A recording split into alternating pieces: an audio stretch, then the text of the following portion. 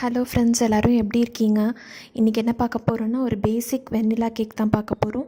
ரொம்ப சாஃப்டாக ஸ்பாஞ்சியாக இருக்கும். கடையில் இருக்க மாதிரியே நம்ம ஓடிஜியில் தான் இன்றைக்கி பண்ண போகிறோம். இப்போ எப்படி பண்ணுறதுன்னு பார்க்கலாம் வாங்க. இப்போ ஒரு மிக்சிங் பவுல் எடுத்துக்கோங்க. அதில் 180 ml அளவுக்கு தயிர் எடுத்துக்கோங்க. தயிர் நான் கெட்டியான தயிர்லாம் யூஸ் பண்ணல, நார்மல் வீட்டு தயிர் தான் நான் யூஸ் பண்ணியிருக்கேன். அதே இதுக்கு கரெக்டாக வரும். 180 ml அளவுக்கு எடுத்துக்கோங்க. அடுத்தது பவுடர்டு சுகர், இது மிக்சியில் ஓட்டிக்கோங்க. நான் அப்படி தான் ஓட்டி எடுத்துக்கிட்டேன். இது 150 grams, 1 கப் வரும். எக்ஸாக்ட் மெஷர்மெண்ட் 21 டேபிள் ஸ்பூன் வரும். அடுத்து நம்ம ஆயில் தான் சேர்க்க போகிறோம். எந்த ஃப்ளேவர்லெஸ் ஆயிலாக எடுத்துக்கோங்க. நார்மல் சன்ஃப்ளவர் ஆயில் தான் நான் எடுத்திருக்கேன். இது 40 ml கரெக்டாக சேர்த்துக்கோங்க. இதோட மெஷர்மெண்ட் எல்லாமே நான் டிஸ்கிரிப்ஷன் பாக்ஸ்லேயும் கொடுக்குறேன், வேணும்னா செக் பண்ணிக்கோங்க.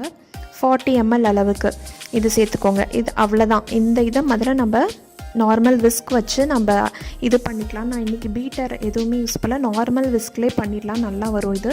ஏன்னா ஈஸியாக அது கலந்துரும், மிக்ஸ் ஆகிடும். அந்த மாதிரி இன்க்ரீடியன்ஸ் தான். இப்போ மைதா நம்ம சளிச்சதோடு சேர்த்துக்க போகிறோம். எவ்வளோனா கரெக்டாக மைதா 200 கிராம். இது உங்கள் கப் மெஷர்மெண்ட்டில் பண்ணிக்கோங்க. எனக்கு 2 கப்பு கொஞ்சம் கம்மியாக வந்துச்சு. இந்த 200 கிராம் உங்களுக்கு இது வெயிட் போட்டு நீங்கள் பார்த்துக்கோங்க. இல்லாட்டி 2 கப்புக்கு கொஞ்சம் கம்மியாக எனக்கு வந்துச்சு. என்னோடய கப்பில் 240 ml. இதை நம்ம சளிச்சிட்டு எடுத்துக்கலாம். கொஞ்சம் கொஞ்சமாக சளிச்சிக்கோங்க. இதோட 1 spoon baking powder, 1/2 spoon baking soda, அடுத்து அதோட 1/2 ஸ்பூன் அளவுக்கு உப்பு, இதெல்லாம் கலந்துட்டு மறுபடியும் நான் கொஞ்சம் மைதா மாவு மீதி வச்சுருந்தேன். இதை ஒரு மிக்ஸ் பண்ணிவிட்டு நான் மீதி இருக்கிற மைதா மாவையும் சளிச்சிக்கிட்டேன். அட் அ டைமில் எல்லாம் போடுறத விட இப்படி போட்டு கொஞ்சம் மிக்ஸ் பண்ணிவிட்டால் உங்களுக்கு நல்லா வரும், கலக்கிறதுக்கும் ஈஸியாக இருக்கும். இப்போ மீதி இருக்கிற மைதா மாவையும் சளிச்சிக்கலாம்.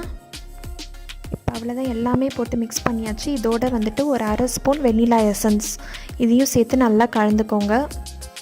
இப்போ நம்ம நெக்ஸ்ட்டு பால் சேர்க்க போகிறோம். 30 ml பால் கொஞ்சம் கொஞ்சமாக சேர்த்து மிக்ஸ் பண்ணிக்கிட்டே வாங்க. எனக்கு இப்போ பார்த்திங்கன்னா இந்த பேட்டர் ரொம்ப டைட்டாக இருக்க மாதிரி இருக்குது. நீங்கள் கொஞ்சம் கொஞ்சமாக ஆட் பண்ணி கலந்துகிட்டே வரும்போது நல்ல கேக் பேட்டர் கன்சிஸ்டன்சிக்கு வந்துடும். இந்த பால் காய்ச்சி ஆற வச்ச பால் 30 ml இதோட கலந்துக்கோங்க. இப்போ அவ்வளோதான், பேட்டர் ரெடி ஆகிடுச்சு. பாருங்கள், இந்த கன்சிஸ்டன்சியில் இருக்கணும். இப்போ கேக் டின் ரெடி பண்ணிடலாம். நான் இந்த கேக் டின் தான் எடுத்திருக்கேன். இதில் ஃபஸ்ட்டு நெய்யை வச்சு ஃபுல்லாக க்ரீஸ் பண்ணிடலாம். ஒரு 4-5 ட்ராப்ஸ் விட்டுருக்கேன். அதை வச்சு கையாலேயே நல்லா இது பண்ணிவிட்டு அதுக்கப்புறம் மைதா மாவை போட்டு நான் டஸ்ட் பண்ண போகிறேன். இதை கையால் தூவிட்டு நீங்கள் மறுபடியும் கையை வச்சு ரப் பண்ணாதீங்க, அது சரியாக வராது. அதனால் கையில் தூவிட்டு ஜஸ்ட்டு நீங்கள் அப்படியே டேப் பண்ணிக்கிட்டே நல்லா அதை சுற்றி சுற்றி டேப் பண்ணிங்கனாலே அந்த ஃப்ளார் அப்படியே ஈவனாக ஸ்ப்ரெட் ஆகிடும். அந்த இது நீட்டாக வந்துடும். எக்ஸஸாக மாவு இருந்துச்சுன்னா மட்டும் அதை கொட்டிடுங்க. மற்றபடி அப்படியே டேப் பண்ணிங்கனாலே உங்களுக்கு அந்த கேக் டின் ஃபுல்லாக அந்த மாவு ஸ்ப்ரெட் ஆகிடும். இது ஏன் பண்ணுறோன்னா அந்த கேக் அப்போ தான் உங்களுக்கு அடியில் ஒட்டாமல் வரும், கடைசியில் ஃப்ளிப் பண்ணுறப்ப. அதுக்காக தான். இப்போ மாவு இதில் ஊற்றிடலாம். ஓவன் நான் ஏற்கனவே 10 minutes ப்ரீ ஹீட் பண்ணி வச்சுருக்கேன் 180 டிகிரி செல்சியஸில். இப்போ மாவு அப்படியே சென்டர்லேயே ஊற்றுங்க. அது ஈவனாக ஸ்ப்ரெட் ஆகிடும். இந்த அளவுக்கு இந்த ஊற்றுற கன்சிஸ்டன்சிக்கு இருக்கணும். அப்போ தான் நல்லா ஸ்பாஞ்சியாக வரும். இப்போ எக்ஸஸாக இருக்கிற மாவு எல்லாத்தையும் நான் கொட்டிடுறேன். அவ்வளோதான். இதை நம்ம ஓவனில் வைக்கலாம். ஒவ்வொரு ஓடிஜிக்கும் டைம் மட்டும் டிஃபர் ஆகும். நீங்கள் அப்பப்போ கொஞ்சம் செக் பண்ணிக்கோங்க. டூத்பிக் ஏதாச்சும் வச்சு செக் பண்ணிக்கோங்க. ஒட்டாமல் வந்துச்சுன்னா கேக் ரெடி ஆயிடுச்சுன்னு அர்த்தம். இப்போ நம்ம இதில் ஓவனில் வச்சிடலாம். 2 டைம் நல்லா டேப் பண்ணி இது பண்ணிக்கோங்க. அப்போ தான் உங்களுக்கு ஏர் பபிள்ஸ் எதுவும் இருக்காது.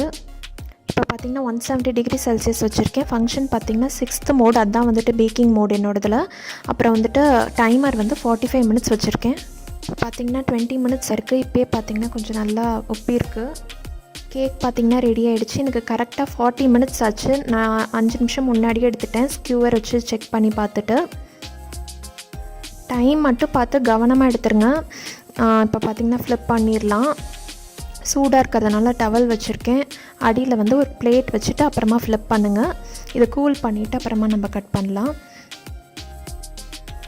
பார்த்திங்கன்னா நல்லா வந்திருக்கு. ஏன்னா டைம் கரெக்டாக எடுக்காட்டியும் உங்களுக்கு அடியில் கொஞ்சம் தீயறதுக்கு சான்ஸ் இருக்குது. ஸோ கரெக்டாக பார்த்து எடுத்துருங்க. சீரியஸாகவே செம்ம சாஃப்டாக செம்ம டேஸ்டியாக வந்துருந்துச்சு. இந்த வெண்ணிலா கேக் கடையில் இருக்கிறத விடையே ரொம்ப நல்லா இருந்துச்சு. இதே மாதிரி ரெசிபி நீங்கள் போட்டு ட்ரை பண்ணுங்கள். இந்த வீடியோ உங்களுக்கு பிடிச்சிருக்கோன்னு நினைக்கிறேன். பிடிச்சிருந்தா லைக் பண்ணுங்கள். நீங்கள் இன்னும் சப்ஸ்கிரைப் பண்ணலைன்னா மறக்காமல் சப்ஸ்கிரைப் பண்ணுங்கள். நான் ஆர்த்தி மறுபடியும் உங்களை வேறு இன்ட்ரெஸ்டிங்கான வீடியோவில் சந்திக்கிற வரைக்கும் பாய்.